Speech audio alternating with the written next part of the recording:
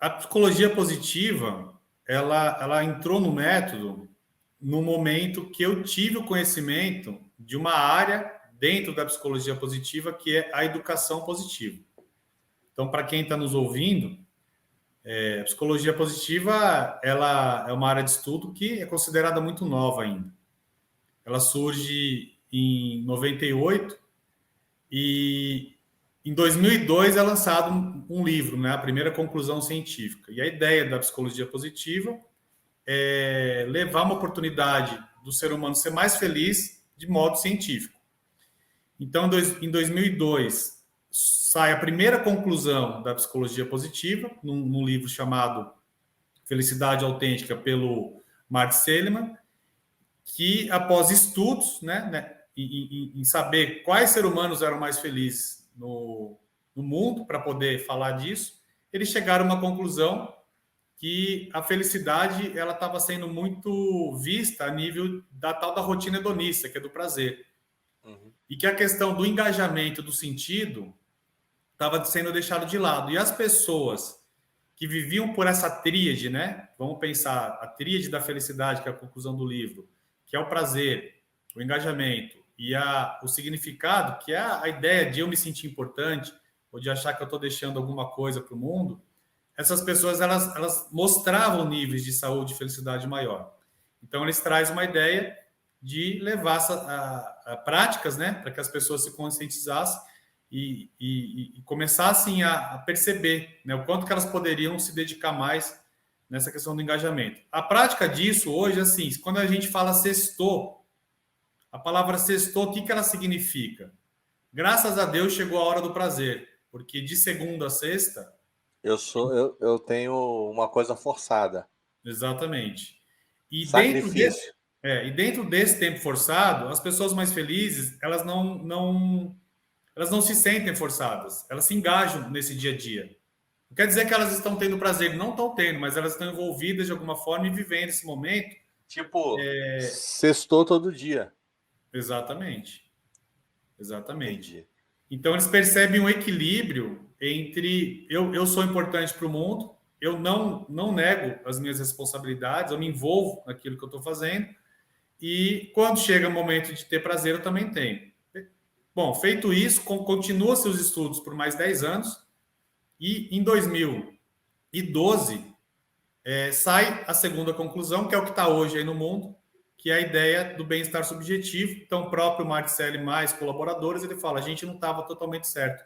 Além das 3 dimensões aqui, da tríade, existem mais 2 dimensões que a gente identificou agora, que as pessoas que realmente conseguem desenvolver níveis de felicidade maior possuem, que são os relacionamentos positivos e o senso de realização. São pessoas que percebem que elas realizam. Então, não é aquela realização, poxa, só vou ser feliz quando eu comprar um carro, quando eu casar, quando eu não sei o quê. Não, a pessoa, ela acorda todo dia, ela fala, pô, essa semana consegui acordar cedo, e ela de alguma forma se sente realizada por pequenas coisas. E isso complementa a ideia do bem-estar subjetivo, que passa a ser chamado assim, então vamos parar de falar de felicidade e vamos falar de florescimento. Então, eles trazem a ideia do florescimento como um equilíbrio nessas 5 dimensões. Tá. E me fala um pouco, assim, tem uma questão que todo mundo fala hoje, que é o propósito, né? Onde é que o propósito entra nessa questão da felicidade autêntica? Porque me parece que se você está mais próximo do seu propósito, né, que não significa necessariamente você estar em conflito com nenhuma outra parte, né, mas acho que é uma questão do autoconhecimento, me corrija se eu estiver errado, né? Onde é que entra essa questão do propósito? Explica para a gente um pouquinho o que é esse tal de propósito para uma felicidade autêntica. A ideia do propósito, ela está muito relacionada a você ter mais energia, né? Então, é isso que é falado. Pessoa que consegue identificar o propósito, a sua missão, que ela percebe que ela está fazendo diferença, que ela tem um objetivo, ela fica mais focada atrás disso e ela aumenta os níveis de energia, porque ela vai ficar menos à deriva. Tá. Mas isso não é suficiente só. Porque o que a psicologia traz dentro desse formato para explicar isso melhor para a gente? Ela traz um grande estudo sobre virtudes e traços de caráter. E ela consegue mensurar isso muito bem.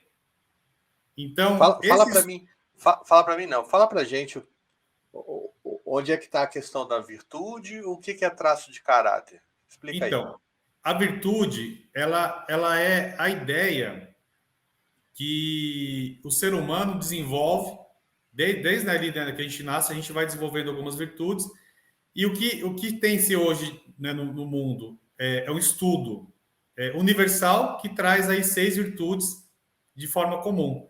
Então, a gente vai ter a virtude da transcendência, da temperança, da humanidade, da coragem, da justiça e da sabedoria do conhecimento. Essa virtude ela é atingida pelos traços de caráter, que seriam as nossas forças. Então, todos nós, seres humanos, nós vamos ter e possuir as 24 virtudes, as 24 forças dentro do conjunto de 6 virtudes. O que acontece é que a gente desenvolve virtudes ou traços de caráter de forma hierárquica. Então, a gente vai expressar na nossa vida, basicamente, 5 virtudes constantemente. Então, uma pessoa que tem ali mais traços de caráter, que são as forças, que levam à virtude da sabedoria do conhecimento, o que significa isso? Significa uma pessoa que ela é mais cognitiva, ela desenvolve mais forças de inteligência. Então, quais são as forças? Curiosidade, perspectiva, critério, amor ao aprendizado. Se as forças dessa pessoa de transcendência ou humanidade estiverem sendo menos usadas, ela não tem o senso de propósito, entende? Entendi. Ela é mais prática. Então, a partir desse conhecimento, apesar de ela ter muita sabedoria e conhecimento, ela não está sentindo essa questão do propósito. Quando ela começa a elevar essas forças, ou perceber que ela precisa colocar aspecto nisso, por exemplo, Gustavo, eu vou dar um exemplo prático aqui, senão acho que as pessoas ficam muito... Né, no abstrato. Exatamente. Eu não tenho muitas forças, não tinha muitas forças de transcendência, que seriam as forças da espiritualidade alta. Eu começo a desenvolver essas forças no meu dia a dia. Então, vou citar uma força que eu fiz agora esse fim de semana, que eu planejo para isso. Eu fui 2 vezes agora para Brasília dar treinamento lá. E os 2 voos que eu peguei eram às 6 da manhã. Existe uma força de transcendência que ela se chama apreciação da beleza. Uma pessoa que tem apreciação da beleza nas primeiras forças, ela usa isso o tempo todo. Então, por exemplo, ela escuta um passarinho cantar e ela se emociona, mas ela não percebe. E se ela fala, nossa, me emocionei por esse passarinho cantar, para uma pessoa que tem isso baixo, a pessoa vai rir na cara dela, entendeu? Pô, mas nem escutei o passarinho. Às vezes nem entende, né? Não Eu acho entende. isso, Não. eu acho isso de um valor tão grande que você está colocando para a gente, porque isso reduz a insensibilidade do mundo. Isso, exatamente. Isso coloca você no nível de apreciar a diferença dos outros. Sim. Então, antes desse conhecimento, eu era assim. Fantástico. Então, o que eu fiz nesse voo? Eu estudei por onde que esse avião vai e eu percebi que esse avião ele vai percorrer o lado direito dele ia percorrer o leste. E eu falei, cara, e bem na hora que eu estiver passando no leste, o sol vai nascer. Eu vou ver o pôr do sol de cima do avião.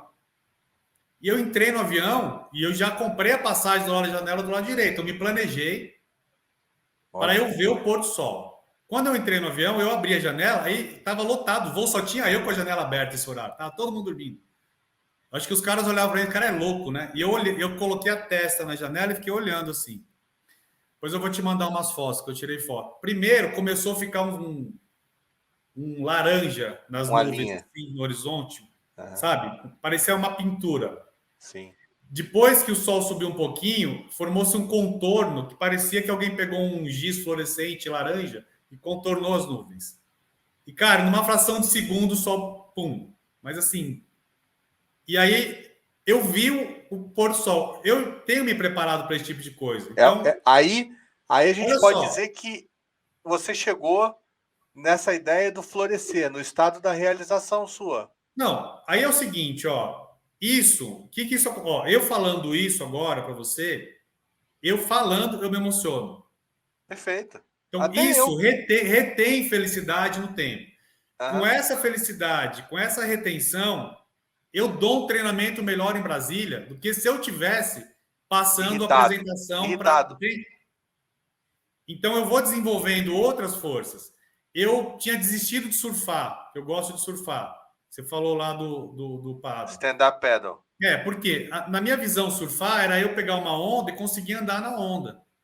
Então, o custo-benefício do surf para mim era muito pesado, porque eu tinha que acordar, ir para a praia, pegar trânsito às vezes, passar arrebentação, passar as ondas é um desastre com o stand-up.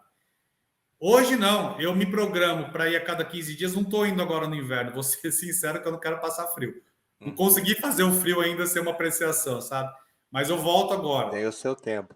Então, eu acordo a cada 15 dias, quando dá certo uma vez por semana, eu deixo minha prancha na praia, eu vou de moto para não pegar trânsito na volta, e eu vou escutando música na ida, e eu vejo o nascer do sol dentro do mar.